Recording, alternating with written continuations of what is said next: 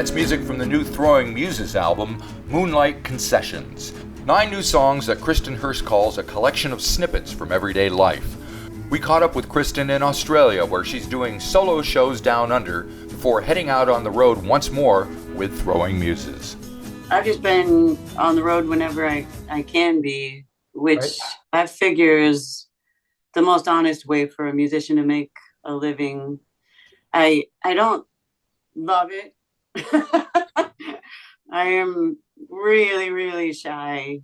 And I'm uniquely positioned to see the bullshit in the business for that reason. I don't relate to the orientation of self-consciousness because I'm a songwriter. If you applied your selfhood in an egoic fashion to that process, you would lose the metaphysical aspect. And so my focus has always been my value proposition. And that's not what the music business wants to engender. It's the opposite. Yes, it is. You know, the myth of Narcissus is what they live by. Yep. So for me, the venue is a listening venue. It's a place where the listener facilitates their own musical process, and I'm a part of that. So the idea of the stage and the spotlight is really the antithesis of what I do. I would live in a tree. I don't understand the human matrix in any way. And so I have a lot of people around me saying, well, that's why we need you here. And I absolutely will apply that to my ability to pay the rent. Fair enough. So it sounds like for you, doing a gig is like a collaborative between you and whoever shows up. It is. That's how I get to use my superpower of invisibility. Because there is a kind of symbiosis in the circular breathing that happens in the room. I will allow for that. I just don't like the for sale as opposed to an honest exchange methodology, because an attention economy is a dangerous place for a musician to be. And for the most part, the people we call musicians are not, obviously. I think most people know that. It's why the Grammys use the term artist. Because they know there are no artists here. Oh, man. Yeah. I was curious. Well, I was reading some of the things you said about songwriting and how it kind of comes through you. And I was wondering if you'd seen the Bob Dylan documentary, The A Complete Unknown, because that was kind of what came across in that film as well, that he seemed to be just taken over by these songs. He couldn't stop writing them, especially early on in his career. He was basically a conduit, and they just came through him. Yeah, people have been saying that about me since I was 12, and I thought they were referring to maybe a personality type, that I would be the kind of person to describe myself that way, but I didn't really experience the process in any way, so I wasn't about to describe it. It was their term, and I've only recently come to realize that channeling is what music is. I mean, how else could you not get in the way? And inspiration is an easier word to grasp in that regard. And I don't think anyone is a genius for that reason. I think there are genius moments, there are inspired moments in every single life. And if you speak the language music, you're going to give that inspired moment a sound body, whereas other people might give it a conversational body or a kindness body or a medical body. Something valid is going to be inspired. Otherwise, it's vanity. All right. And so you seem to be inspired or whatever quite a lot, because you're just writing songs like crazy on all sorts of different presentations, whether it's solo or with 50-Foot Wave or with Throwing Muses. How do you keep track of it all? How do you take control of it? There are about I would say what I release is about maybe 20% of what we create. Right. Each time we jump into the river music, um, we come out all wet, but that doesn't mean that there's anything shareable. Not because of a quality question, but because of a social one, I suppose. Like not all songs are social, and actually very few of them are. And when you play, it's to know the river music, almost like I want to say it's our version of prayer. And I know how that sounds, or I think I know how that sounds, but it's the only word I can think of. Maybe meditation is a groovier word for it. Right. But how often do you pray something that you think you should bring to others and sell and expect them to carry that prayer as their own? Why would meditation engage that way? And I'm still not sure, except that sometimes it wants to. So these meditations that we come away from the river music with, sometimes we will freeze them with the recording process. Sometimes those frozen entities will continue to grow in shareable fashion. And sometimes we put them on a record, and sometimes those records are released and heard by other people. But even in the recording studio, I record, like for this Throwing Muses record, I think there were 30 songs we put down and 9 made it on the record. Right. Because social is a questionable thing to be these days. That's true. And a song has to truly prove itself as a social entity before I think there's anything right about trying to sell it. Love is not for sale unless it determines itself to be. All right. And those 9 songs, my understanding is a lot of those songs on the record were written on the beach, keeping with the water metaphor or whatever it is that we're talking about here. So how explain, is that true and how so? Oh yeah. There's no metaphor in my life. There are I don't even think I didn't think so. There are no metaphors in the songs either. I think this is all metaphor, right? You don't have to go looking for it.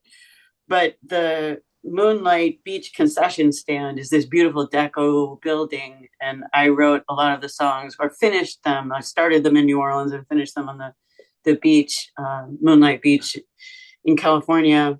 And the guys who worked at the concession stand, I'm that guy. I'm the guy with the guitar on the beach. They probably thought I was homeless. But they would give me free drinks and we'd talk about music. And I just showed them the record for the first time because it's up on Spotify. The singles are on Spotify. Yeah. And in the meantime,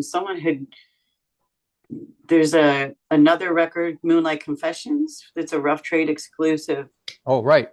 That's it's not really outtakes, it's just alternate versions. Without the cello, is that right? Yeah, thanks for knowing that. It was not everybody does their research. It's fine. It was James at Fire Records. It was his idea to do a Moonlight Confessions for Rough Trade, and it was really fun. But it's very rock. It's sort of our go-to. Our default mode is just live. And in the interim between the last time I was at Moonlight Beach and just a few weeks ago, someone had replaced the C with an F. So now the Moonlight Concession says Moonlight Confessions. The guys are like, we don't know who did this. I guess we thought it was you. Yeah, that's great. Now, speaking of the cello, because the cello is very prominent in the Moonlight Concessions version of the album, and there's I think it's played by a guy named Pete Harvey. Is that right? Yeah, his nickname is Cello Pete. Cello Pete. All right. And so, when did this vision or whatever it is of the cello permeating this record come to you? And then, how did you find Cello Pete? Pete's been touring with me for a while. Oh, cool. For years now. And he can, when I play solo, he can cover one of my parts so I can play the other, or a backing vocal that's a real striking melody. And we work together very efficiently, but also it's super intense. These shows are they're kind of wild, even though there are only two people playing. There's a lot going on, and he's an intense dude. We work very well together, and he's a, you know, the people have to be funny in order to be on the road. He's hilarious.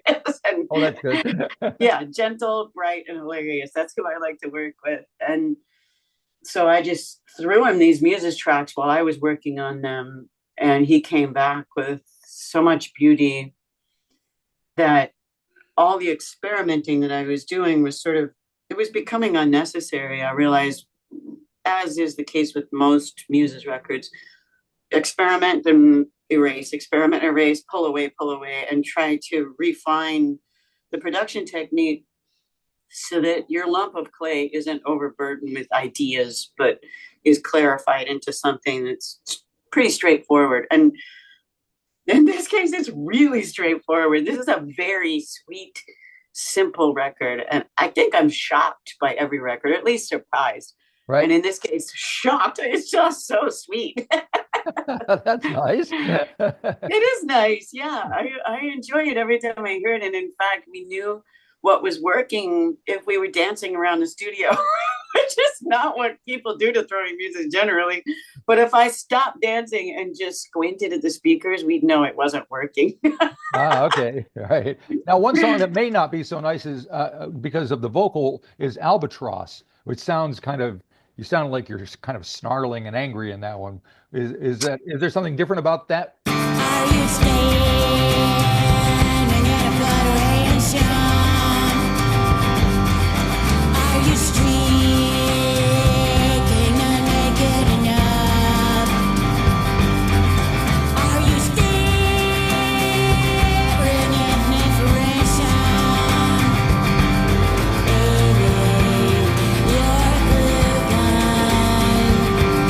Baby, you're a glue gun. You know, that's still sweet because it implies investment. And Okay. Albatross is probably carrying the most strident investment, I would say. All right. I have all the anger's in 50-foot wave, but the Muses don't, there isn't a lot left for the Muses to be mad about. All right. And speaking of the Muses, what do David and Bernard think of all the, I mean, they must get confronted with these ideas or these visions that you have and these other people that you bring in and out. How did they must be extremely open to all this stuff in order to be able to. Yeah, we've never disagreed in the studio. Really? Yeah, because aesthetics are aesthetics are aesthetics. If the song walks in working, we all know. And if it doesn't, we'll have ideas that we all try. We have different ideas as to how to help the song along.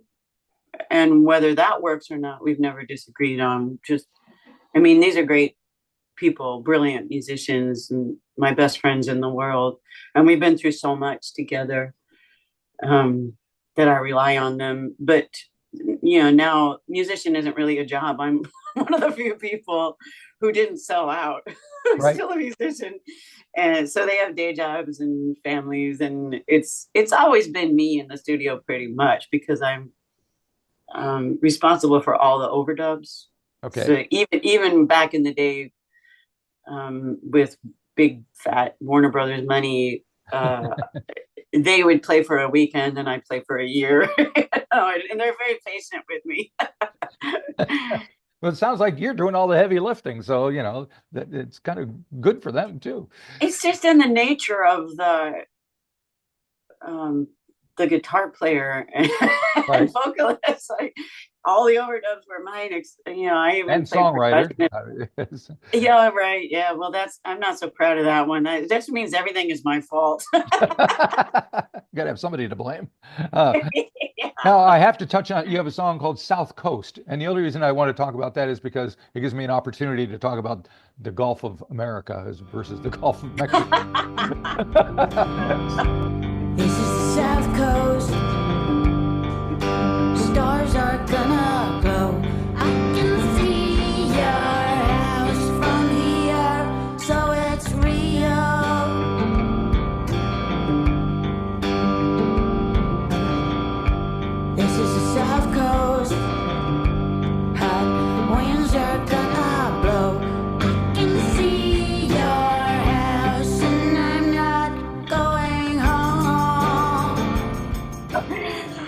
funny. I live on 3 different South coasts, and then talking to people all over the world about this record, and that being the last single, I'm realizing everybody seems to live on their own South Coast, which is cool. Yep, yep. It's like that, the thing everybody says about weather, you wait a minute, it'll change. Yes. They all think they're the only ones that say it, but we That all is say correct. it just, Well, there's a very yeah. famous song by Crowded House, Four Seasons in One Day, which, and Neil Finn is a Kiwi. Studio's right around the corner here. And of course, when I was in Rochester, New York, which is where I lived before I was here, we said the same thing, Yes. So, I think maybe weather is a changeable thing. I think maybe they don't say it in LA. That's the only place they don't say it. And you spend most of your time, or a lot of time, in New Orleans, right? Yeah. Yeah. So yeah, for the last, I've been making records there for about 30 years and living there for about 20. Is the weather changeable? It is incredibly so. It'll shift like 40 degrees in one day. And while annually it's fairly temperate, all seasons are going on at the same time. Right. There's fall leaves on the ground, spring flowers. It gets down to the 20s Fahrenheit. And then obviously in the 90s. Yep. I should speak Celsius by now. I'm sure you do, right? I do not. Oh, it's hard. I wish I did. I've been here 30 years, and I talk pounds and inches, and it's just burned into my brain. Old habits die hard. Pretty sad. But I try, but it just doesn't happen. And now there's another song I want to touch on, Sally's Beauty, I believe it's called, if I can read my own writing, which is very hypnotic.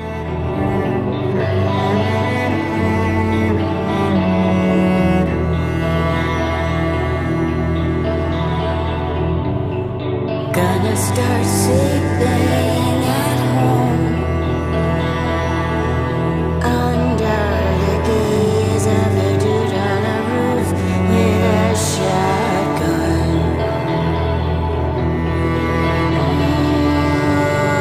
Oh, bless, be strong. Yeah, there were 3 production techniques: the hypnotic one, the acoustic one, and then this kind of more tangled, clean electric. But this song is about this dude who lives by the garbage can in front of Sally's Beauty in New Orleans, and I spent a lot of time with the homeless, but he's arguably my favorite dude, because I think he speaks English, but when he talks, it doesn't sound like that. It's just like talking to a Kiwi.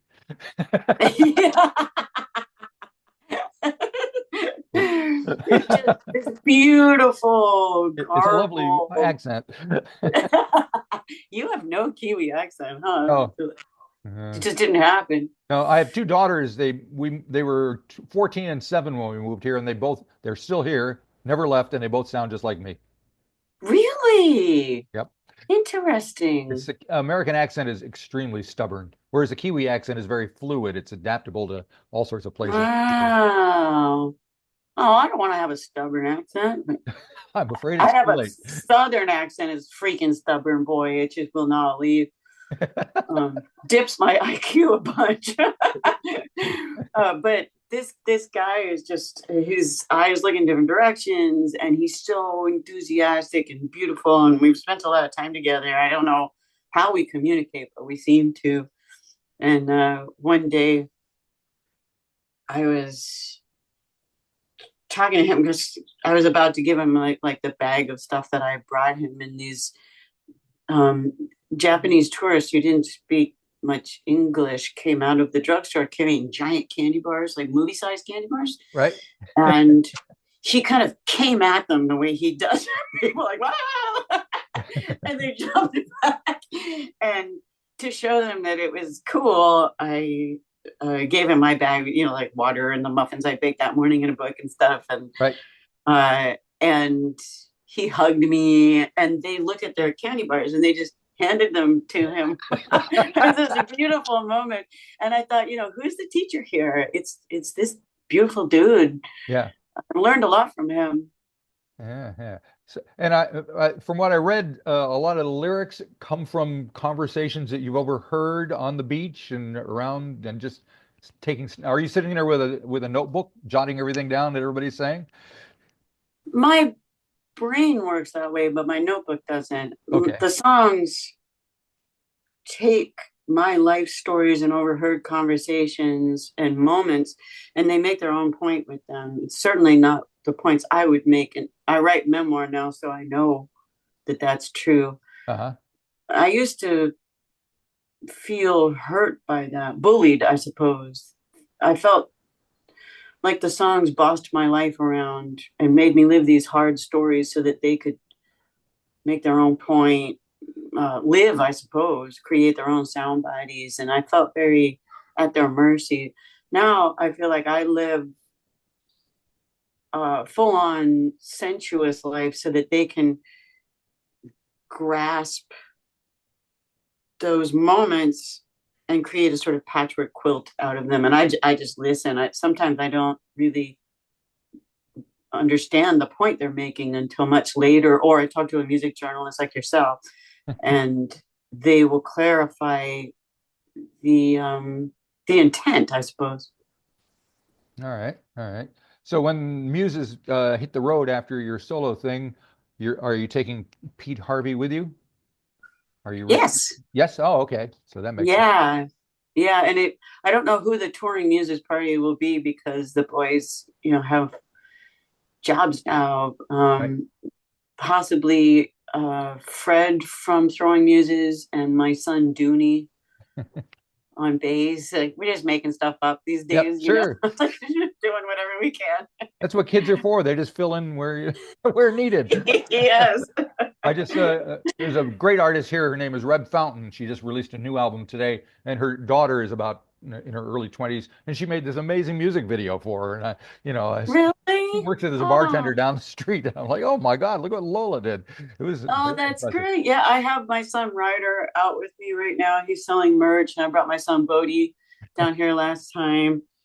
I have my son Wyatt. I was like, you got to choose where you want to go next time. You're the only one that hasn't been on the road since he grew up. Oh well, yeah, it's fun. Keep them close, keep them around. Yeah. That's excellent. All righty. So, what else do I need to know about this record? I think I've touched on everything that I had questions about. Anything you wanted to point out that I may have overlooked? I don't think so. All right. You're one of the first people who's heard it. So, I feel honored and privileged.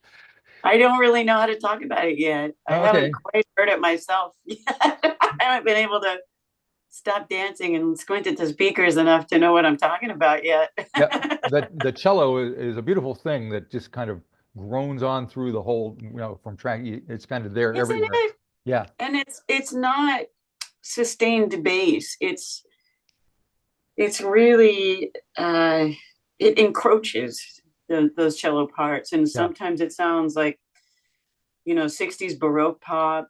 Sometimes it sounds almost metal because it's so textural. I love the cello on this, and with their cello on almost all the Muses records, I think. But I really trust Pete. He's never played on one before, and this one he really just got so enthusiastic with the bow. He's really sawing away. It's like, dude, you brought it. If you enjoyed this episode of the 13th Floor's Music Talk series, please be sure to subscribe to the website or to the YouTube channel. Follow us on Facebook or Instagram and wherever you find your podcasts. There's a whole lot more to discover.